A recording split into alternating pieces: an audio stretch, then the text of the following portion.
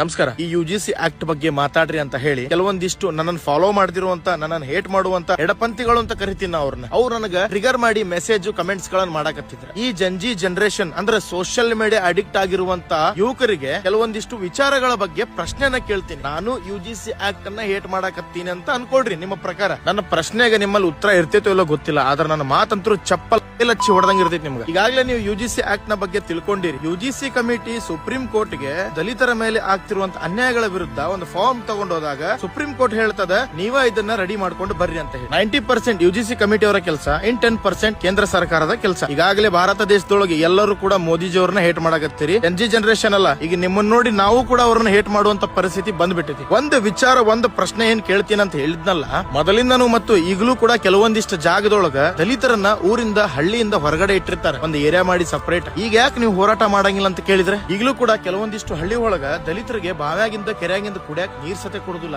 ಈಗ ಯಾಕೆ ಸ್ಟೂಡೆಂಟ್ಸ್ ಗಳೇ ನೀವು ಹೋರಾಟ ಮಾಡಂಗಿಲ್ಲ? ಅಷ್ಟೇ ಅಲ್ರಿ, ದೇವಸ್ಥಾನದೊಳಗ ಅವ್ರನ್ನ ಸೇರ್ಸೋದಿಲ್ಲ ಕೆಲವೊಂದಿಷ್ಟು ಊರ್ನ್ಯಾಗ. ಈಗ ಸ್ಟೂಡೆಂಟ್ಸ್ ಗಳು ಹೋರಾಟ ಮಾಡ್ತಾರೆ. ನಮ್ಮ ಭಾರತ ದೇಶದೊಳಗ ಅದೆಷ್ಟೋ ದಲಿತ ಹೆಣ್ಣು ಮಕ್ಕಳ ಮ್ಯಾಗ ಅನ್ಯಾಯಗಳಾದಾಗ ರೋಡಿಗೆ ಬಂದು ಹೋರಾಟನೇ ಮಾಡದಿರುವಂತ ನೀವುಗಳು ಇವತ್ತು ಯುಜಿಸಿ ಆಕ್ಟ್ ನ ಬಗ್ಗೆ ಹೋರಾಟವನ್ನ ಮಾಡಕತ್ತೀರಿ. ಈ ಕೇಂದ್ರ ಸರ್ಕಾರ ನಿಮ್ಮ ಪ್ರಕಾರ ಒಂದು ತಪ್ಪನ್ನ ಮಾಡೈತಲ್ಲ, ಈಗ ನೀವೇನಾದ್ರೂ ಮೋದಿಗೆ ಹೇಟ್ ಮಾಡಿ ಕಾಂಗ್ರೆಸ್ ಸರ್ಕಾರಕ್ಕೆ ಸಪೋರ್ಟ್ ಮಾಡಿದ್ರೆ ಅಲ್ಲಿ ಒಂದು ಮಿಸ್ಟೇಕ್ ಆಗೈತಿ, ಅಲ್ಲಿ 100 ಮಿಸ್ಟೇಕ್ ಗಳನ್ನ ನೀವು ಫೇಸ್ ಮಾಡಬೇಕಾಗ್ತೈತಿ. ಇದು ನೆನಪಿರ್ಲಿ ನಿಮ್ಗೆ. ಯುಜಿಸಿ ಬಿಲ್ ಅಷ್ಟೇ ಅಲ್ಲ, ಸಮಾಜದಾಗಿರುವಂತ ಎಲ್ಲಾ ಜಾತಿವಾದಗಳನ್ನ ಕೊನೆ ಮಾಡಿ ಅದ್ರ ವಿರುದ್ಧ ನೀವೆಲ್ಲರೂ ಸೇರಿ ಹೋರಾಟವನ್ನ ಮಾಡ್ಬೇಕು. ನೋಡ್ರಿ, ಕಾಂಗ್ರೆಸ್ ಸರ್ಕಾರದವರು ಇದ್ರ ವಿರುದ್ಧ ಯಾರು ಹೋರಾಟ ಮಾಡಕತ್ತಿಲ್ಲ. ಯಾಕಪ್ಪ ಅಂತಂದ್ರ ಜನರಲ್ ಕ್ಯಾಟಗರಿ ಅವ್ರ ಓಟು ಬ್ಯಾಡ್ ಅಂದ್ರು ಬಿಜೆಪಿಗೆ ಹಾಕ್ತಾರ, ಇವ್ರಿಗೆ ಹಾಕಲ್ಲ ಅನ್ನೋದು ಅವ್ರಿಗೆ ಗೊತ್ತ. ಅದ ಏನಾದ್ರು 20 ಕೋಟಿ ಮೈನಾರಿಟಿ ಇರುವಂತ ಅರ್ಥ ಆತಲ್ಲ, ಅವ್ರ ಮೇಲೆ ಏನಾರು ಆಗಿತ್ತಂದ್ರ ಮೊದಲು ಬಂದು ನಿಂದಿರ್ತಿದ್ರಿ ಇವ್ರು. ಕಾಂಗ್ರೆಸ್ಸಿನ ಯುವರಾಜ್ ಕುಮಾರ, ಯುವರತ್ನ ಇವರು ಗೌರ್ಮೆಂಟ್ ಸೆಕ್ಟರ್ ನಾಗ ಅಷ್ಟೇ ಅಲ್ಲ, ಪ್ರೈವೇಟ್ ಸೆಕ್ಟರ್ ನಾಗೂ ರಿಸರ್ವೇಶನ್ ತಗೊಂಡ್ಬರ್ಬೇಕಂತ ಅನ್ಕೊಂಡಾರ. ಇಂಥವ್ರ ಕಡೆ ಹೋಗಿ ನೀವೇನ್ ಸಪೋರ್ಟ್ ಕೇಳ್ತೀರಿ? ನಾವೆಲ್ಲ ಹಿಂದೂಗಳ, ನಾವು ಜಾತಿ ಅಂತ ಜಗಳ ಮಾಡಿ ದೂರ ಆಗ್ಬಾರ್ದು. ಮೊದಲಿನಷ್ಟ